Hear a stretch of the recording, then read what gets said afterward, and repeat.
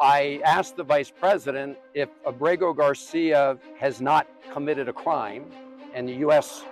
courts have found that he was illegally taken from the United States, and the government of El Salvador has no evidence that he was part of MS-13. Why is El Salvador continuing to hold him in CICOT? His answer was that the Trump administration is paying El Salvador, the government of El Salvador, to keep him at CICOT. I pointed out that neither the government of El Salvador nor the Trump administration has presented evidence to support the claim that he's committed any kind of criminal acts. And so why not release Abrego Garcia today? And he said what President Bukele said the other day at the White House, which is that El Salvador can't smuggle Mr. Abrego Garcia into the United States. And I said, I'm not asking him to smuggle Mr. Abrego Garcia into the United States. I'm simply asking him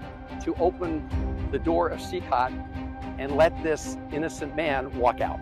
And I pointed out that the Attorney General of the United States, Pam Bondi, has said that the United States would send a plane to El Salvador to pick him up. And why did she do that? Because the Supreme Court of the United States, in a ruling of 9-0, has said that the Trump administration has to facilitate his return to the United States. Now, there's no evidence that the Trump administration is complying with that order. In fact, the United States Embassy here has told me they've received no direction from the Trump administration to help facilitate his release. So the Trump administration is clearly in violation of American court orders. That still leaves the question, why is the government of El Salvador continuing to imprison a man where they have no evidence he's committed any crime, and they've not been provided any evidence from the United States that he's committed a crime? They should let him go, and we will find a way to get him from San Salvador to